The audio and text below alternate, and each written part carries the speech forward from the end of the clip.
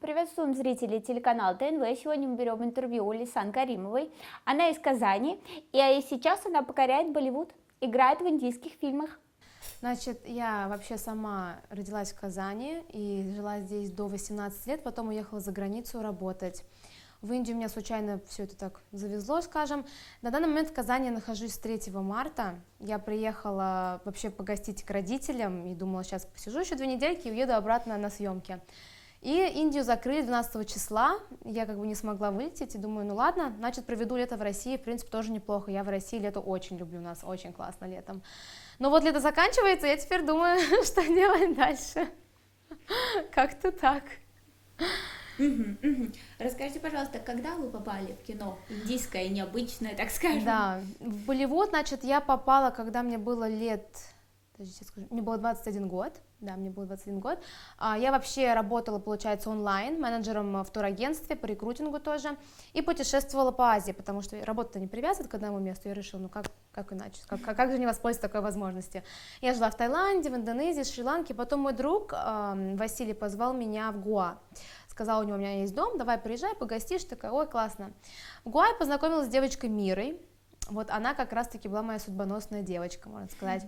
Она снималась в массовках в Мумбаи, она занималась работой на мероприятиях тоже.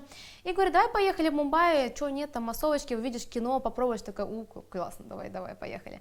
Приехали в Мумбаи, начала работать вместе с ней, потом собиралась уехать во Вьетнам, но кастинг-директора, с которыми она меня познакомила, начали меня звать на более серьезные кастинги. Говорят, у тебя такой типаж темненький, ты выглядишь как индианка, только со светлой кожей, прям вот, ну все как надо. Я такая, хорошо. В итоге у меня пошел музыкальный клип в главной роли, такая, думаю, классно, надо попробовать еще. В итоге полгода прошло, я там пыталась, находила новые номера, там какие-то контакты, и что-то как-то не сильно шло, я начала уже расстраиваться. И после этого я уже собирала чемодан, причем в прямом смысле я собирала чемодан, уже покупала билеты, и мне приходит обратный звонок, что меня взяли на главную роль в сериал.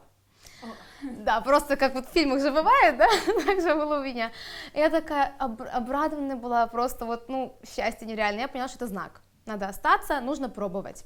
В итоге я записалась на курсы актерские, на мастер-классы, прошла, то есть, полное обучение, и начала ходить на более серьезные кастинги, то есть на какие-то прям сложные роли, начала учить хинди, прям серьезно взялась за этот язык, начала работать над своим английским акцентом, потому что русский акцент, естественно, нигде не канает, вот, и так потихоньку, кастинг за кастингом, начали приходить какие-то роли, кто-то меня там, например, увидел в сериале еще где-то, звали уже на другую роль, вот, но в основном кастинги, да, это очень тяжело, это очень муторно и как бы морально, конечно, выжигает немножко, но когда ты эту роль получаешь, мне кажется, вообще лучше чувства в этом мире нет. Это вообще просто самое прекрасное. Сразу же назревает вопрос, были ли вы наслышаны об Индии, вот прежде чем поехать туда, потому что мы знаем, да, вот из СМИ, из программы о путешествиях, что это, ну так скажем, там непростые условия проживания, и там кастовое неравенство, то есть, и вот сильно ли они заметны? По поводу Индии, я, естественно, слышала об этой стране, об индийских танцах, сари и тому подобное, но я никогда не планировала туда поехать, вообще никогда. У меня там стояли в списках Италия, Америка, не знаю, как, наверное, стандартно у многих девушек, скажем, в России. Но это была просто судьба, мне кажется. Меня просто вот так вот дорога через всю Азию привела в Индию. Ехать было не страшно, потому что до этого я уже работала за границей в течение долгого времени. Для меня это как, вообще норма, скажем. Для меня странно работать в России сейчас. Вот. А по поводу кастовости, да, там она развита, несмотря на то, что официально они уже отменены, по факту они есть, и это очень сильно видно, то есть люди, которые бедные, они живут на улице, у них нет собственного дома, у них нет где даже помыться, они моются в речках, скажем, и супербогатые люди, которые разъезжают там на Ламборгини и имеют шикарные коттеджи, то есть, и это прям вот все, можно сказать, можно видеть на одной улице, то есть вот они тут мимо, скажем, друг друга проходят или проезжают, да, и это очень ярко, отчетливо видно и очень бьет по сердцу, честно говоря, очень сильно, вот, как-то так.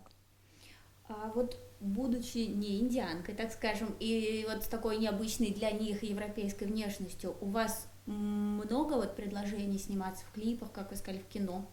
Вообще, у меня как раз-таки проблема в том, что я и не индианка в полном формате, и не европейка, то есть не блондинка с голубыми глазами, как они, в принципе, этого хотят.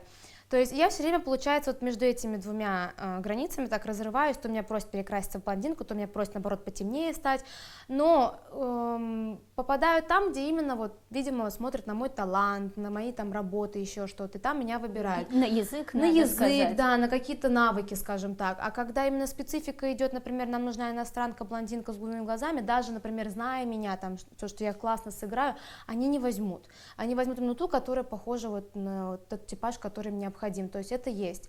Меня чаще берут на роль полуиндианки, полуевропейки. На европейку меня брали несколько раз, но мне либо приходилось немножко осветлять волосы, либо линзы надевать, что-то в этом формате, скажем, да. Какие роли вам приходится играть больше всего? Я имею в виду драматичные или в комедиях больше? У меня все роли разные были, просто все. У меня не было какой-то специфики, я безумно хочу быть комедийной актрисой. Мне очень нравится этот жанр.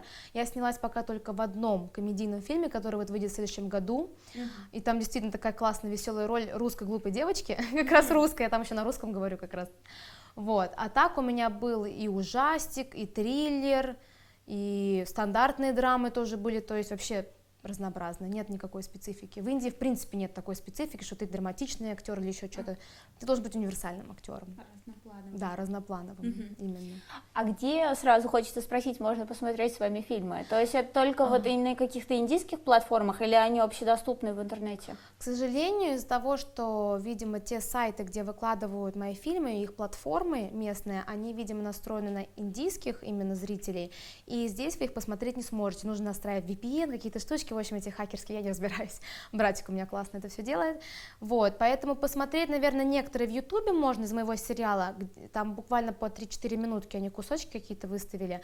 Либо есть платформа Z5, она у нас тоже есть в России, но тоже платить нужно, и там чисто индийские фильмы, и не знаю, так, ради того, чтобы посмотреть чисто меня, проще зайти на мою страницу в Инстаграм, и там я выложила все свои работы. Да, и там я опубликовала все свои сериалы, фильмы, рекламы, потому что так удобнее и родственникам, и родным, друзьям всем смотреть, чем я буду раскидывать ссылки непонятно куда. Лисан, такой вопрос. Вот вы снимаетесь, да, в индийском кино, крутитесь в этой сфере, так сказать. Почему у них, неважно, комедия, это драма, у них во всех фильмах присутствуют танцы? Ну, и пение, и поют они там. Понятное дело, что танцы — это часть их культуры и традиций, для них это... это как норма, я не знаю. Я даже не знаю, с чем сравнить у нас в России, потому что у нас культура уже немножко, скажем, вымирает в этом плане. Но у них это норма, то есть люди на улице танцуют постоянно, то есть можно пойти, и там человек какой-то включит музыку и будет просто танцевать. Каждый праздник у них едет вереница этих газелек, скажем, они ставят туда статую бога, в честь которого сегодня праздник, а у них праздник каждые 2-3 дня, обязательно какого-то божества, какой-то там, я не знаю, что у него там, новоселье, еще что-то, и ставят колонки, музыку, и такая огромная цепочка, вереница идет за этой газелькой, и они все танцуют и радуются. То есть, не увидеть танцы там нереально, они всегда везде, культура такая. Классно, на самом деле, это очень, я считаю, весело и по-доброму, и человек как будто сохраняет немножко живучесть, вместо того, чтобы вот как серый ходишь, как тень там от автобуса на работу, еще куда-то, они разбавляют это все танцами, музыкой, по-моему, это классно. Это классно, но и причем этот вот уровень позитива, учитывая, в каких условиях они живут, да? Вот, я, кстати, хотела тоже об этом сказать, то, что я вот вижу людей здесь, да, и как бы люди, которые, в принципе, неплохо зарабатывают, нормально, они вечно чем-то недовольны, им вечно что-то нужно больше, и что-то как-то раздражает. Там люди довольствуются тому, что у них есть. С одной стороны, может быть, это демотивирует их, а с другой стороны, они счастливо живут, они мучаясь мыслью, что у меня этого нет, я этого хочу. То есть они просто радуются каждому дню, и поэтому они живут дольше, и как-то легче, там атмосфера поприятнее, что ли, будет в этом плане. Вот как-то так. Расскажите, пожалуйста, какие необычные ситуации происходили вот на съемочных площадках, да, вот фильмы, да. Приведу пример, да, у меня знакомый, дальний знакомый, в общем, они случайно оказались, можно сказать, да, как и вы, не знаю даже, актеры по сценарию должны были сутки валяться в грязи и изображать, что они как после авиакатастрофы, и они действительно сутки там валялись, чтобы у них был вот такой усталый вид, который им нужно было показать в фильме. Обалдеть, да, здорово. То есть это в Индии было. А, это в Индии было? Это было в Индии, да. Ничего себе, здорово, нет, не слышала такое, интересно, ладно. У меня ничего такого не было. Но один раз было, что мне пришлось весь день валяться в луже своей крови, типа в виде трупика, и у меня реально затекли ноги и руки. И я помню, этот момент как раз был, они снимали, и там была как раз такая сцена, где мой муж, он прям плачет там надо мной, что-то говорит, и я такая резко выдохнула, и не полотенце, а такой коврик, который у меня покрыл, так резко поднялось под моим воздухом, и все начали резко смеяться. Но вот такие моменты, блин, это надо подумать, какие моменты такие вот были смешные.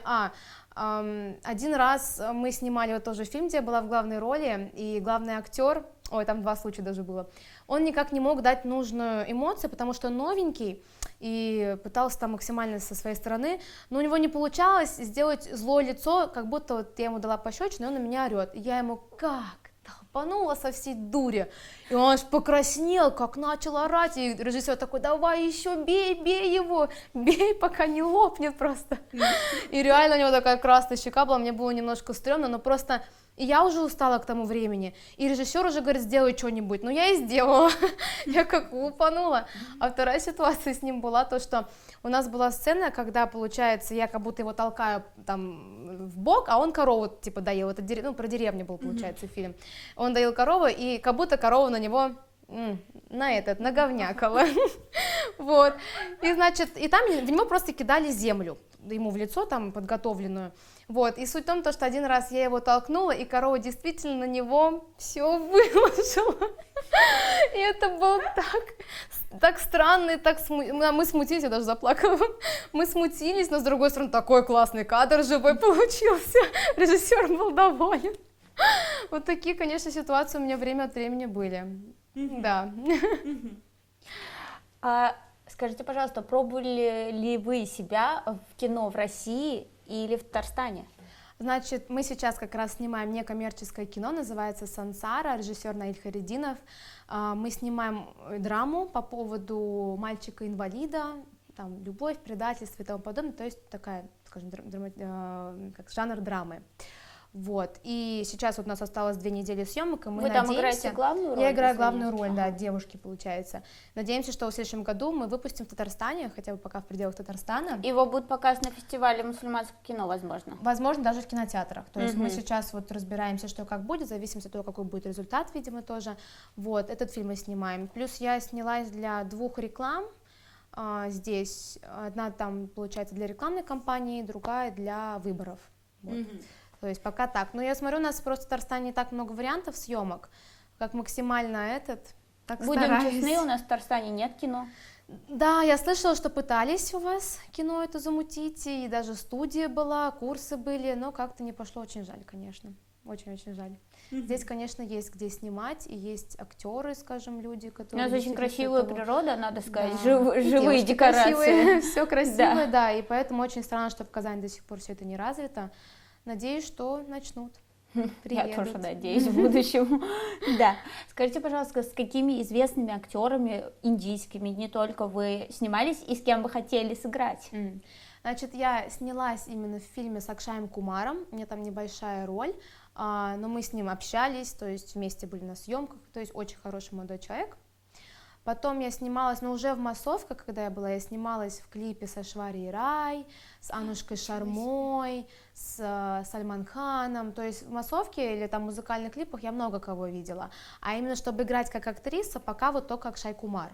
Но очень хотелось бы сыграть из индийских актеров Шахидом Капуром, но для меня он вообще очень крутой актер, то есть я вообще к индийским актерам немножко так отношусь, потому что далеко не все хорошо играют.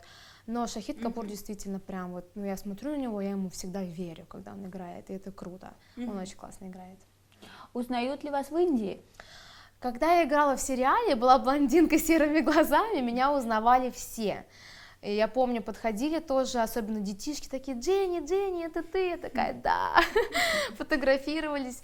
А потом, когда у меня пошли другие роли, то есть там же не настолько крутые, скажем, проекты, не настолько большого формата, что некоторые узнавали, но большинство как бы нет, потому что, чтобы там тебя узнавали, тебе нужно быть действительно очень крутого уровня. То есть у меня есть друзья, которые снялись во многих сериалах и фильмах в главных ролях, но их до сих пор не узнают. Это, наверное, нужно прям вот быть, A-класс актером. От чего это зависит, вот? Ну, нужно пробиться, вот скажем, в эту нишу, ну, что... То есть это получается как и в Голливуде? В какой-то степени да, просто в Голливуде развиваются разные платформы, люди смотрят и Netflix, и другие. В Индии пока вот все на уровне именно большого кино идет, то есть других они актеров не сильно знают, не сильно замечают ли, то есть, ну, наверное, просто людей много, их 1,5 миллиарда, они, наверное, этих актеров теряют просто среди этой толпы, поэтому, но если, конечно, вот эти актеры A-класса, они выйдут на улицу, то их просто разорвут на части от счастья, поэтому они и не выходят. Лисан, такой вопрос. Если не секрет, сколько вам платят за индийское кино? Ну, и хорошо ли платят? Ну, когда как, это все зависит от сделки. Мне кажется, в России также, в зависимости от уровня, как менеджер договорится. Ну, как бы у меня ставка идет от $150 за съемочный день, в зависимости уже от того, что это. Расскажите, пожалуйста, о том, как вы выучили хинди. Вы в начале нашей беседы упомянули об этом. Да, хинди я учила сначала, получается, сама. Я открыла полиглот, кстати, классная программа, всем рекомендую, я там все языки начинала учить. Потом я, значит, читала какие-то, как они называются, учебники по хинди, поняла, что вообще это не то, это старый санскрит, на нем уже не говорят, и потом уже начала работать с преподавателем. Вот. Потом сама, опять же, через сериалы, фильмы, просто учила слова, ну и вот так вот потихоньку все скомбинировала и... То есть сейчас вы владеете им на уровне, чтобы вот сниматься в кино и говорить на нем в кино? Не просто, то есть разговорный, вот чтобы поговорить там на улице? Нет, у меня скорее просто разговорный, но суть в том, что когда берут иностранок в кино, им как раз этого уровня хватает. Но была у меня одна съемка, где я была судьей, и там были слова, которые на русском, даже, честно говоря, не знаю, терминологии, вот это все, они заставили меня говорить на хинди, и из всего текста, что там был, я знала 2 слова. Там, наверное, слов 50, а я знала 2, то есть настолько, там еще был санскрит именно, какие-то борцы за свободу, там то все, я такая думаю, капец, ну выучила, память хорошая. Теперь хотелось бы расспросить все-таки о самой, да, стране, вот чем живет Индия и какие особенности у этой страны? Чем живет, ну я знаю, что они, как бы, у них основной доход это туризм, хотя многие говорят, что возможно и нет, но у них, в принципе, все так по чуть-чуть развито, потихоньку там очень большие компании открываются, а так, честно говоря, их, как бы, основной доход или на чем они живут, я, честно говоря, особо не знаю. Особенность, что до сих пор у них сохранена эта культура, то, что девушки действительно ходят в сари на улице, в лехенгах, в куртах, очень такие цветные, яркие, эти все, не золотые уж, золотого цвета украшения везде, все такие блески, точки на лбу. Коровы гуляют по улицам спокойно, как домашние животные. Ну, это мы знаем про священных животных. то есть вот эти вещи, то есть как бы это очень необычно, то есть прям контраст такой ощущается. То, что все очень добрые, если там вот станешь на улице, начинаешь просто что-то искать, смотришь, сразу такие 10 человек подбегают, такие, девушка, куда вам, что, давайте, помогу, то есть реально, и они искренне добрые люди. Вот, еще сарказм они не понимают, это очень тяжело мне с этим, да, очень тяжело у них с сарказмом. Какие еще специфика? Они, как сказать, не сильно придираются к чистоте, то есть они как-то так, для них чистота это что-то относительное, для нас это будет уже грязноватенько, а для них это нормально еще чистота, то есть такое отношение к чистоте очень легкое. Правда ли, что в Индии практически не смотрят кино, несмотря на то, что индийский кинорынок, да, один из крупнейших в мире? Ну как? Ну, конечно, это неправда. Они все ходят в кино. Во-первых, у них не так много кинотеатров и так много людей. Естественно, они все время забиты, практически всегда. Во-вторых, для них актеры это боги. Вот получается, те, кто играет в крикет, спорт, наверное, вы знаете, да, и актеры, это все это для них важнее чего угодно, на уровне Шивы, я не знаю, и тому подобное, то есть они действительно боготворят своих актеров, поэтому они знают все песни, они знают все фильмы, они знают, кто когда родился, кто когда сходил в туалет, и тому подобное, просто все знают про своих актеров, там никакой личной жизни у актеров нет, и, естественно, они смотрят, у них телефон целый день, это вот какой-то перерыв, это фильм, сходить куда-то, это фильм, перед сном это фильм, то есть у них все это фильмы, эти сериалы, они прям без них жить не могут, 24/7 просто. То есть те фильмы, в которых вы снимались, их тоже показывают в кинотеатрах? Я в нескольких снялась, которые были в кинотеатрах, но я больше снималась для веб-сериалов, то есть платформы у них там были, и несколько раз в сериалах, да, вот. Скажите, пожалуйста, есть ли в Индии татары, и общаетесь ли вы с ними, если они там есть? Татаров мало, Я встретила, ну, честно говоря, не помню, сколько татаров я встретила, но знаю одну девочку Зарину, и вот мы с ней встретились там, и мы как раз из Казани обе. И мы обсуждали, нам было так классно, естественно, друг друга видеть, обсудить наши улицы, кто где живет. Вот, только ее, по-моему, больше особо не встречала, и татаров они не знают. То есть те, кто путешествует либо там по бизнесу за границу ездит, особенно в Россию, они знают, что есть Казань, там еще что-то. А так, когда говоришь в Татарстане, такие: Казахстан? А, Казахстан, я такая: нет, Татарстан. Такой: не знаю, типа, что такое Татарстан. Вот. Вот когда вы говорите, например, я из России, там из Казани, из Татарстана, они начинают интересоваться, то есть расспрашивают вас, где вообще, что это такое? Вообще половина сначала такие: Казан, yes, Казан, как будто знают, такие, типа, на всякий случай для галочки сказать, что, типа, я все знаю. А те, кто действительно признают то, что они не знают, они начинают, да, спрашивать: а как это у вас мусульманская республика в России? У вас мусульмане есть в России? Серьезно? То есть они думают, что у нас все блондины с голубыми глазами, или вот такие хотя бы там, как вы, да, все католики или, я не знаю, христиане, православные, как там называются, да, то есть я не знаю, что могут быть и темненькие, и мусульмане, они были в шоке, то есть те, кто вот не знали об этом. А как они вот относятся к людям, которые приехали из другой страны к ним в страну, то есть в Индию? Ну, вообще они, так буду называть, к белым людям, как они нас называют, они относятся очень хорошо, мы им очень нравимся, они говорят, что мы самые красивые люди в мире, что мы такие классные, что им хочется такой же цвет кожи, рост, потому что там же маленькие в основном все, индианки особенно, они, наоборот, мы для них как символ красоты какой-то такой, то есть они нас любят, да, они нас любят. Расскажите, пожалуйста, о вашей семье. О моей семье у меня мама Лиана, отец Искандер, братик Данияр, котик и собачка. Они, в смысле, хочется понять, откуда у вас вот актерские задатки? Может Вы быть, не поверите, у меня все врачи. У меня бабушки, дедушки, мамы, папы, все врачи. Одна только бабушка была биолог, Лира. Не знаю, откуда это. Ну, папа у меня сам по себе такой харизматичный. Он тоже такой весь, как сказать, ему можно было пойти в театр, то есть у него тоже был этот навык, артистизм у него есть, но вот пошел по стезе именно врачебной. Я думала тоже пойти врачом, сначала мне действительно очень была интересна медицина, но вот так, я даже не могу сказать, почему так получилось просто, да, я не планировала, но так вышло. Вот. Лисан, спасибо вам большое за интервью. Желаем вам удачи в вашей карьере дальнейшей. И надеемся, что Лисан вернется в скором времени в Индию и продолжит сниматься в кино. Аминь.